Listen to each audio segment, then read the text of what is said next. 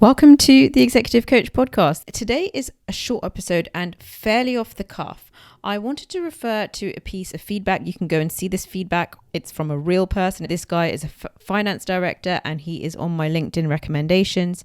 And something that he said that really stood out for him from our coaching journey was the biggest achievement from working with Maya was getting the confidence to operate at a higher level and giving out that energy.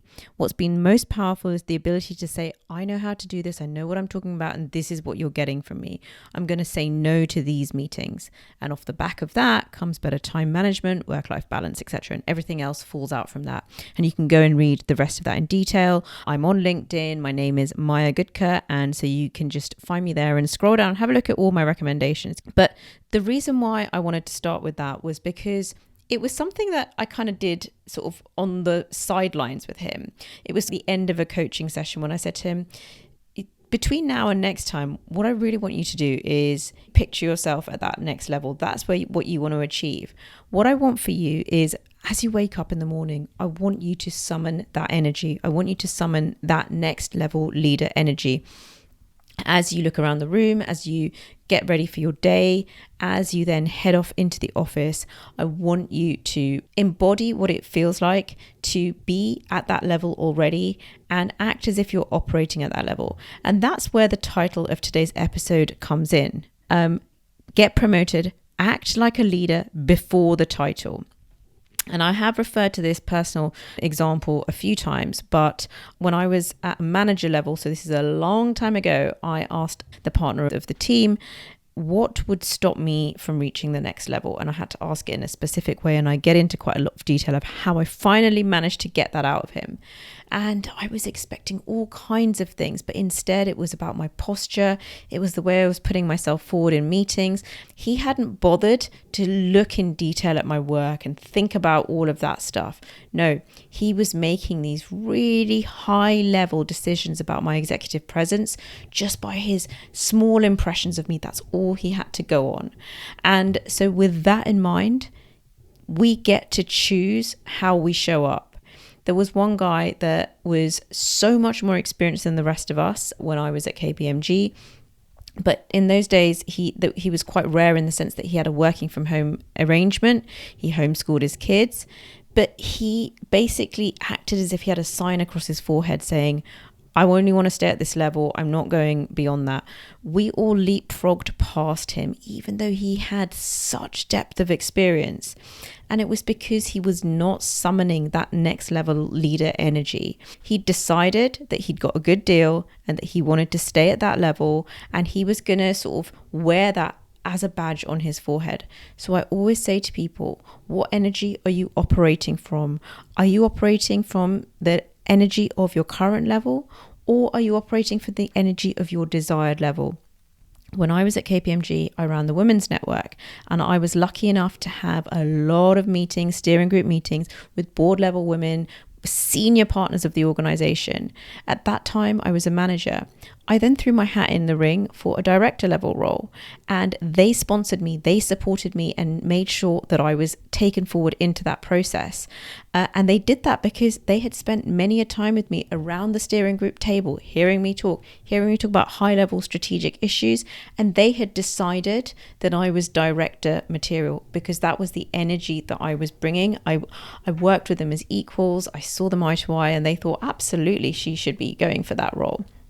Even though it was unheard of to skip a grade in an organization like that, which had every level laid out, that lockstep model as it was described. So what I want to leave you with in this short episode today is think about what that next level looks like for you. For some people, it is going to be as straightforward as that promotion. A lot of my clients right now, we're talking about very specific promotions that they're trying to achieve. But for others of you, it will be more about a specific type of opportunity. You might want to break into a certain space, or you may want to be given a certain project that starts to move you more towards your vision. Whatever those things are, I want you to start here. I want you to start with you. And as you go about your day, spend time from the perspective of someone who's already achieved that. What would they be doing? How would they be holding themselves how would they be looking out at the world? What is that energy and what does that look like? And I've seen this countless times. Once people start occupying that energy, it becomes a lot harder for others to view them in another way. By which I mean, once you start occupying that energy, other people will assume that you are that person, that you are right for that role. And this isn't about acting, because you have this in you already. You just haven't been given the title. You just haven't been given the badge yet. But self-leadership is about deciding that stuff for ourselves. So, simple exercise for you. When you next wake up, or when you're on a walk, or when you're in the shower, somewhere where you're allowing your mind to wander a little bit and you're not in that kind of doing energy, so you can be in that slightly more creative mindset. Take some time to take a few deep breaths and picture yourself having already achieved that role. Yeah, whatever that is, or that opportunity. What would you be feeling? What would it feel like to be occupying that? And take that with you. Would it change the way that you perhaps spoke about certain things? Would it change the way that you thought about certain things? Would it change kind of the speed at which you operate? What would it be that would be different for you? And try and picture yourself in that way and spend some time in it. And the more you're able to do that and remind yourself of that, so having a prompt or a trigger can be helpful. So like when you're stepping out of the shower, or when you're doing your walk to the tube stop, some part of your commute can be perfect for this. When you're in that trigger point, you can remind yourself to occupy that, and soon it will become more second nature, just like my client. It has so many knock-on effects. You can go and see the rest of what he's described in that testimonial.